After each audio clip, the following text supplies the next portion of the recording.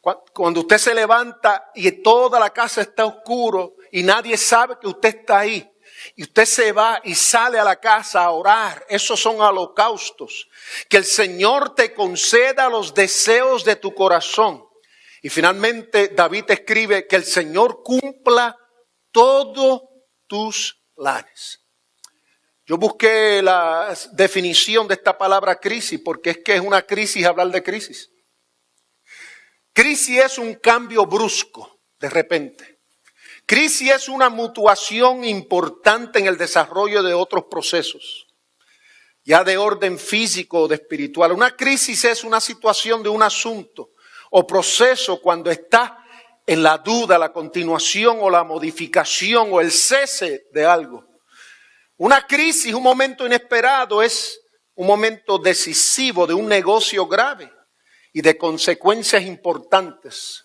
Una crisis es un juicio que se hace de algo después de haberlo examinado cuidadosamente.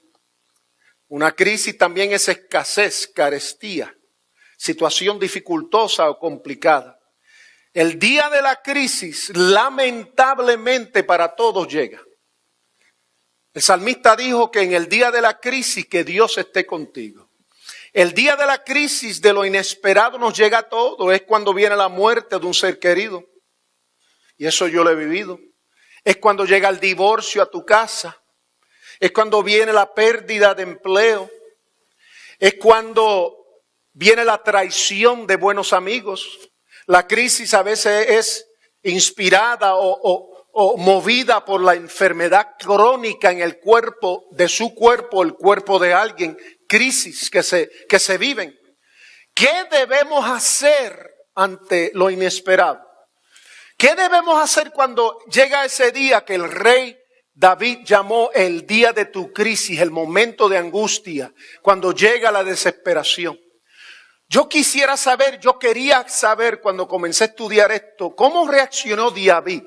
¿Cómo fue que David reaccionó ante crisis? Porque el que conoce la vida de David sabe que David vivió muchas crisis. ¿Qué hizo el autor de estos consejos en el capítulo 21? ¿Qué hizo él? Él cuando hizo esta oración es porque él vivió la crisis y aprendió algo. ¿Sabes qué? David enfrentó muchas crisis en su vida. Mire, la distancia entre él y su padre y sus hermanos desde jovencito.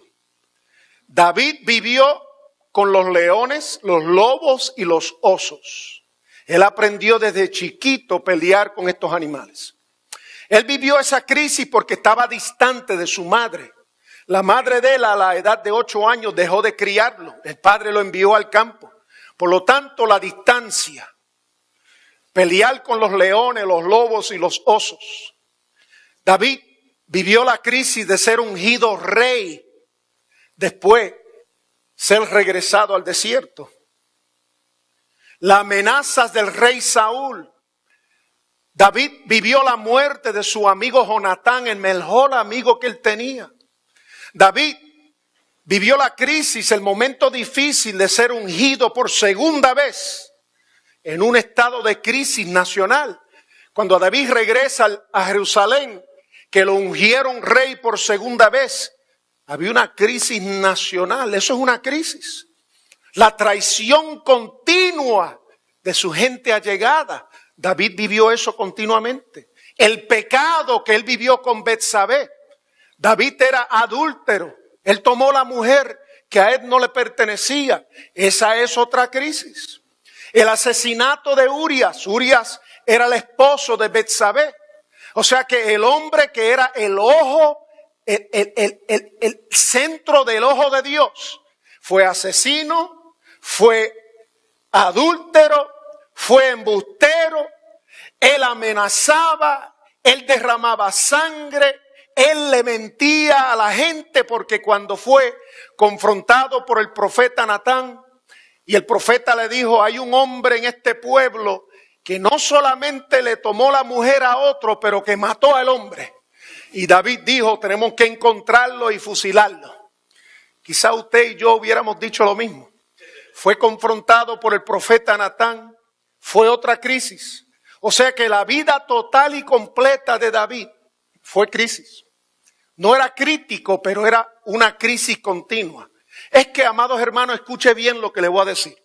Si Dios te va a llevar a un lugar alto en Él, si Dios tiene preparado para ti grandes bendiciones, es necesario pasar por momentos inesperados. Es momento vivir crisis, pero lo que Dios quiere para nosotros en esta tarde no es vivir la crisis por vivir la crisis. No es salir de un problema para entrar a otro únicamente. Es vivir la crisis y aprender de la crisis. Sacarle el jugo a la crisis. Y saber que la próxima vez que entremos en una crisis vamos a ser más fuertes. Vaya conmigo a 2 de Samuel capítulo 7. Ahí vemos el llamado de Dios a David. El verso 8 del capítulo 7, 2 de Samuel. Pues bien, dile a mi siervo David, que así dice el Señor Todopoderoso: yo te saqué del redil para que en vez de cuidar ovejas, gobernaras a mi pueblo Israel. Hay algunos de ustedes que están hartos de cuidar ovejas. Es que llega el momento donde la graduación es necesaria. Si Dios te tiene en lo mismo, es porque tenemos que aprender de esta para entrar en la próxima. Aquí vemos como Dios saca a David del redil de cuidar ovejas y lo llama para gobernar a su pueblo. El 9. Yo he estado contigo por donde quiera que has ido, y por ti he aniquilado a todos tus enemigos. Aleluya. Y ahora voy a hacerte tan famoso como los más grandes de la tierra. ¿Cómo responde David a este llamado? Vamos a ir al capítulo 7, verso 18, el mismo libro. Luego el rey David se presentó ante el Señor y le dijo: Señor y Dios, ¿quién soy yo? ¿Y qué es mi familia para que me hayas hecho llegar tan lejos? Yo quiero que tú me escuches en esta tarde. Dios quiere que tú llegues lejos. A donde Dios te llamó, Él quiere que llegues lejos. Sea cual sea tu propósito, tu llamado, tu intención, Dios quiere que lo cumplas a toda cabalidad. Dios no quiere que llegues al 2º grado cuando Él intencionó para ti el 10º. Dios llama a David y claro, el corazón de David era tan humilde que él le preguntó a Dios: pero Dios, ¿quién soy yo? Si yo soy un pobre muchacho de la familia de un padre que me echaron de la casa a la edad de 8 años, no tengo justa edificación o educación. Me crié con los lobos, con los leones, con los animales. Aprendí a tocar el arpa solo. Aprendí a cantar con la soledad y porque te adoraba y te bendecía. ¿Quién soy yo para que tú me saques de esa y me pongas en esta? El verso dice, el verso número 18 al final: para que me hayas hecho llegar tan lejos. Yo quiero que tú sepas que Dios quiere que tú llegues lejos. Si tu llamado es ser maestra, Dios quiere que tú seas la mejor maestra que tú puedes ser. Si Dios te llamó para ser plomero, Él quiere que tú seas el mejor plomero que tú puedas ser. Si te llamó a ser pastor, abogado, evangelista, lo que sea que Dios te llamó a ser, tú tienes que ser lo mejor que tú puedas ser. El verso 19 dice: como si esto fuere poco, Señor y Dios, también has hecho promesas a este siervo tuyo en cuanto al futuro de su dinastía. Tal es tu plan para con los hombres, Señor y Dios. O sea que David era un hombre agradecido.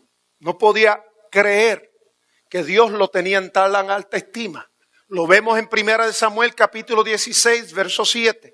Pero el Señor le dijo a Samuel: no te dejes impresionar por su apariencia ni por su estatura. ¿Se recuerdan que ahí fue donde Dios llamó a David por primera vez? Le dijo al profeta Samuel: no mire su estatura, No mires lo que tú ves ahora. No escuches como él habla el español. No oigas como él puede en este momento comunicar. No veas solamente lo que ves ahora, sino ve lo que hay en él, ve lo que hay en ti y cree en Dios que va a hacerte algo mejor en el futuro. Por lo tanto, este hombre, el verso número 7 lo dice bien claro.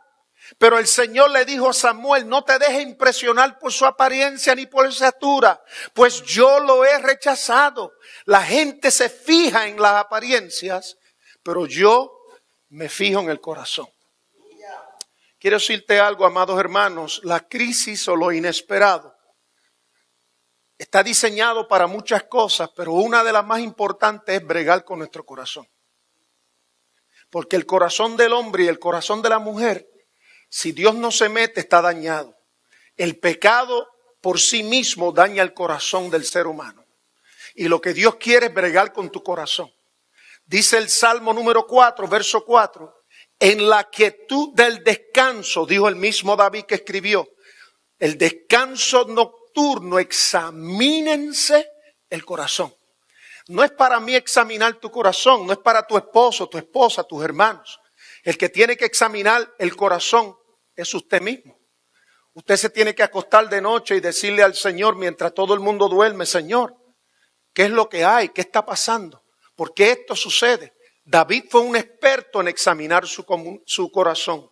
¿Cómo fue, por lo tanto, que este hombre David reaccionó ante la crisis? Vamos a ir a lo que queremos ir. La crisis más grande en la vida de David, en mi opinión, es cuando su hijo Absalón lo traicionó. Esto lo podemos ver en 2 de Samuel, capítulo 15, 16, 17 y 18. 4 capítulos. Un hipnosis de la tradición de su hijo Absalón. Escúcheme bien. Número 1.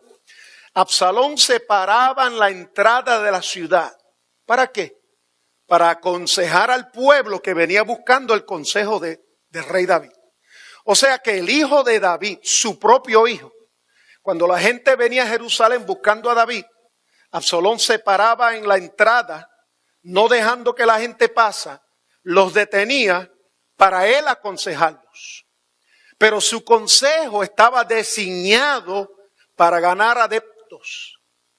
Siempre que alguien venía buscando a David, el hijo le decía, no, papi está demasiado ocupado. Papi está abanicándose en el salón del trono. Él no tiene tiempo para ti. Sin embargo, yo he sacado de mi tiempo. Él no me lo pidió, pero yo estoy aquí en la puerta y yo puedo orar por ti. Amados, la Biblia dice en esos capítulos que le mencioné que esto pasó por 4 años. Finalmente va donde su padre David y le pide permiso para salir de Jerusalén, para llevar holocaustos y ofrendas a Dios y cumplir un voto. El rey, su padre, como tiene un corazón bueno, como confía en su propio hijo, le dice a su hijo, vete tranquilo, suavecito que todo está bien. La crisis de David comienza cuando llega la palabra de Dios inesperada a través de un mensajero. Y ahí es donde vamos a comenzar este vistazo a esta crisis de David. Vaya conmigo, por favor, a 2 de Samuel, capítulo 15, verso 18, y lo tenemos en pantalla para el que no trajo su Biblia. Uno de los mensajeros del rey se le acerca a David en un día como cualquier otro día. En la mañana tempranito, mi suegra se levanta y prepara un cafecito. Ella lo prepara negro, pero yo la tengo entrenada para hacerlo con leche. Prepara un café buenísimo y le sirve al café a su yerno favorito. Y comenzamos el día como de costumbre, como de normal. Pero nunca sabemos si ese día nos va a iniciar algo inesperado. No se sabe. Usted no sabe si mañana su vida va a cambiar. Me acuerdo cuando la llamada mi esposa recibió en el mes de enero, que su madre se había enfermado en Puerto Rico. La vida de mi hija, mi esposa, la vida mía, la vida de mi suegra, de sus hijos, de nuestra familia nunca ha sido la misma. Y no es negativamente, sino que su vida en un momento puede cambiar para siempre. Y tenemos que observar la vida de este hombre David para ver qué él hizo, para aprender algo, hacer algo, para poder cambiar y vivir y prepararnos para el próximo momento inesperado. Capítulo 15, segunda de Samuel, verso 14. Entonces David les dijo a todos los oficiales, a todos. Vamos a ir a segunda de Samuel, perdóneme, capítulo 15, verso 13.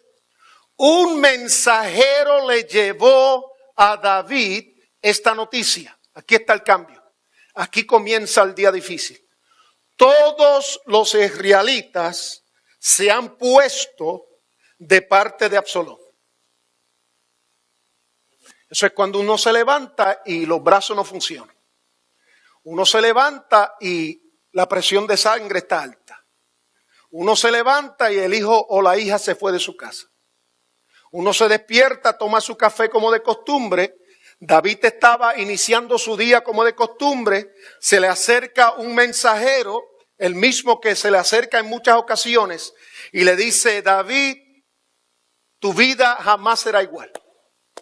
Tu hijo Absalón está en otra ciudad, ha levantado una conspiración en tu contra y ahora todos los israelitas se han puesto de parte de Absalón.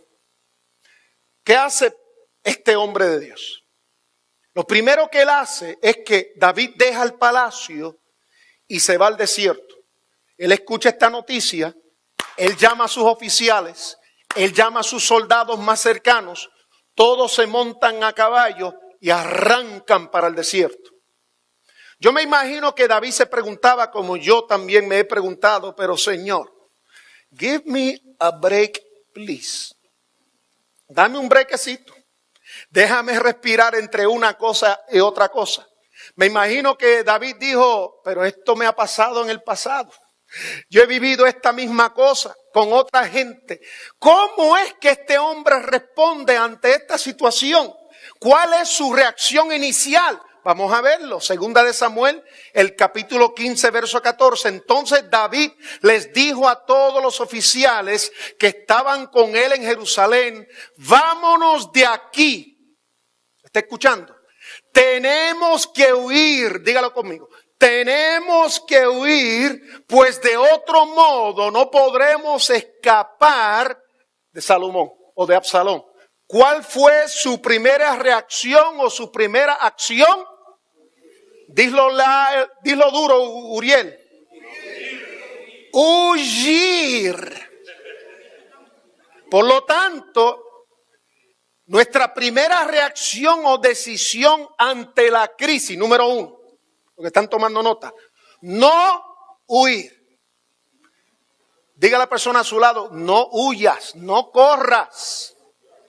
Lo primero que hizo David fue agarró los caballos, agarró los hombres, agarró los oficiales y arrancó. No huir, no tomes decisiones a la ligera en momentos de crisis. Esto hace que se eleve, escúcheme bien, se va a perder esto. Esto hace que se eleve la intensidad de tu crisis y entre la confusión. Mantén tu lugar y tu postura. Si yo he visto algo que le ha arrancado la cabeza a la gente, cristianos y no cristianos, es que cuando viene la crisis toman decisiones equivocadas. Lo primero que hacen es correr, huir. Eso